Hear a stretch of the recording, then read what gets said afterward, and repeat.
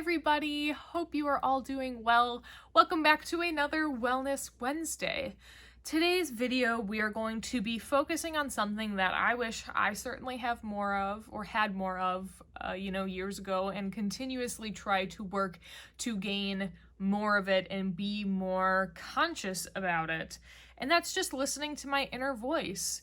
Listening to my intuition, getting a little bit more of that intuition to flow through me so that I really start to listen to myself and my inner voice. So we're going to jump into 5 things that you can kind of do to hopefully amp that up and get that a little bit better to listen to yourself and that little head, that little voice in your head telling you what may be right or wrong.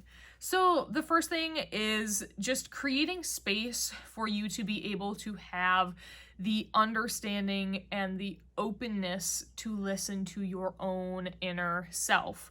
I think a lot of it has to do with meditating, doing yoga, exercising, even if you're doing kind of mundane tasks like washing the dishes or cleaning. Take that time to try to really hone in on your inner self and your inner being and listening to yourself and trying to learn a little bit more about maybe what things make you tick or click or whatever it may be that you're trying to learn, trying to listen, trying to kind of excavate yourself a little bit into what really is something that you should focus a bit more on.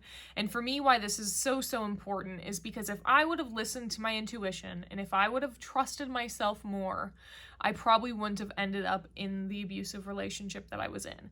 That is also all very much involved in, my self-worth and understanding my value and respecting myself. But I definitely think if I started to listen a bit more and had a bit more mindfulness of understanding what truly is important and what my inner being is telling me, like, hey, this isn't actually probably good, all these things that are happening and all of these red flags you're seeing, if I would have trusted myself, perhaps I could have done things differently and made different choices. Now, for also number 1, before we get into number 2, breathing and controlling your breathing. I think a lot of that to do with meditation as well, but there are really simple breathing exercises where it's like you breathe in 4 times and hold it for 5 seconds and then breathe out 7 times. And there are certain patterns and things that I think can help you learn to try to kind of concentrate more on your breath, which is kind of a form of meditation to try to just get you a little bit more ready to be able to focus on what your inner thoughts are and what your inner intuition truly is. So for number 2, paying attention to your emotions. I think this is so important and something that I think often you're taught to kind of just get rid of and not really pay attention to and try to push and repress your emotions, which I definitely probably did more than I should have and wanted to. But trusting your emotions and feeling through them and understanding them. Your emotions come through because your body and your mind is trying to tell you something. It's trying to wake you up to, hey, you're feeling a certain way. Like, figure out what you can do to either better the situation, change the situation, whatever it is. If you have that mindfulness and that understanding and know-how of these are the emotions I'm going through, then you're able to kind of compress that down and figure out what you can do to change the situation. Number 3 is trying to look for your inner voice patterns. And something I thought was kind of interesting is that when you just inherently and naturally are your own person and you have your own personality, there are certain things that are going to come through with your inner voice and your intuition. If you look back on past events of things that perhaps you did that you didn't want to do or things that you did and were kind of surprised, or if there was any kind of like FOMO experiences where you're the fear of missing out, if you don't know FOMO. But if you're doing activities or things where you feel like you may not be doing what you want to do or something like that, but you know deep down that you don't want to do it, it's something I think inside of you to trust and to really learn and figure out how you're feeling that, why you're feeling that, and knowing that it's okay. that maybe if you're alone about it, or if you're, sad that something isn't happening, it's okay. It's okay to succumb to the emotions. It's okay to succumb and understand what is happening in that situation, because the more that you are cognizant and the more that you actually learn and put your mindfulness forward, you are able to then use that and become better. That is what is most important about all of this. And truly what these exercises and tips are, is to try to get you to understand that when you have this mindfulness, when you are subjected to having all of these thoughts kind of more so in the front part of your brain and understanding, not brain necessarily, but the front part of you just kind of having all of this together, you're able then to be so much more conscious of what you're doing, how you're acting, your reactions. Everything is just, I think, a bit more easier to manage and control. Life is hard enough the way it is, but if you are able to harness and take time to make yourself better and trust yourself more, the entire thing will get easier. Now, going a little bit back to when you kind of realize the things that maybe you were going through, that you maybe didn't want to go through, and listen to your intuition, make sure you write those things down.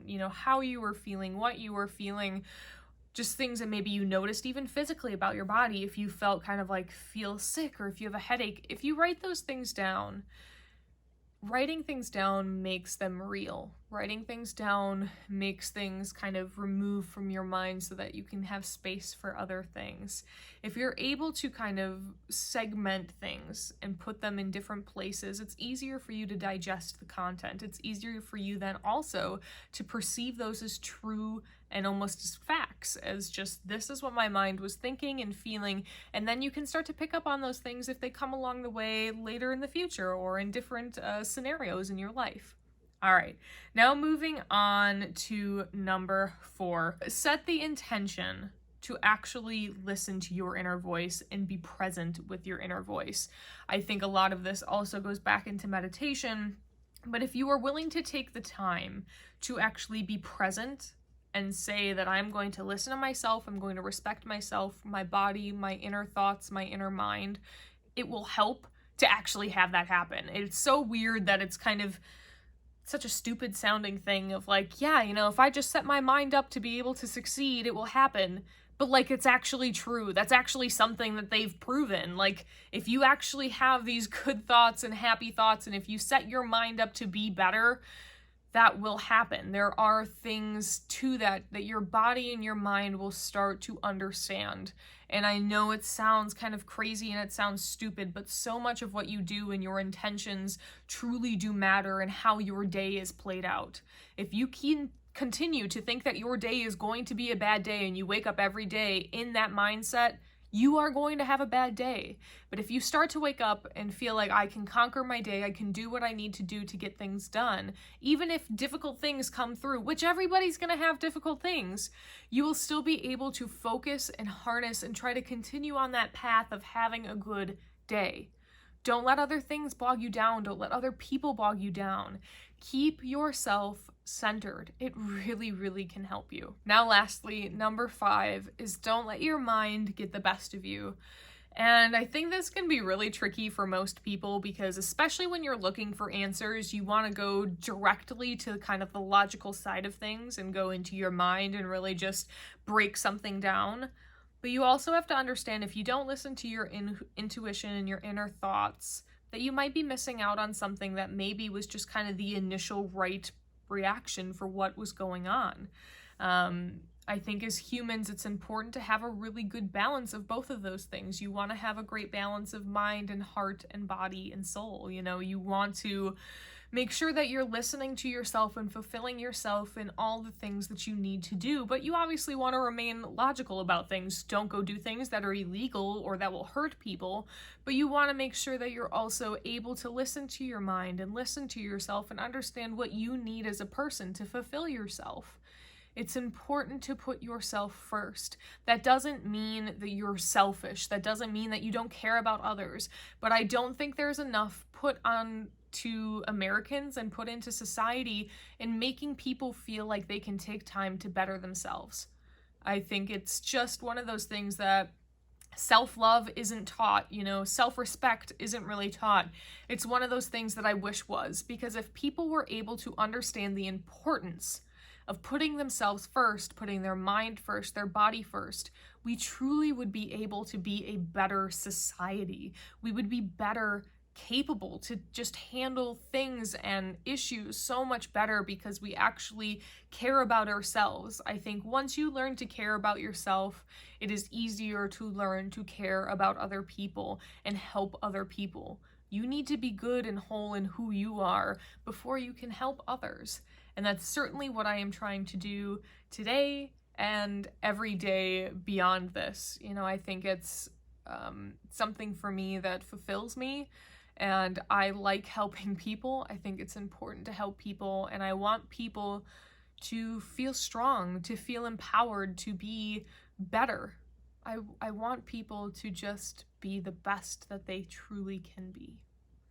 All right, everybody, I hope these couple of tips helped you out. I know certain things may seem silly, but try to set your intentions to be good. Set your intentions to have a good day, be more mindful, have that meditation.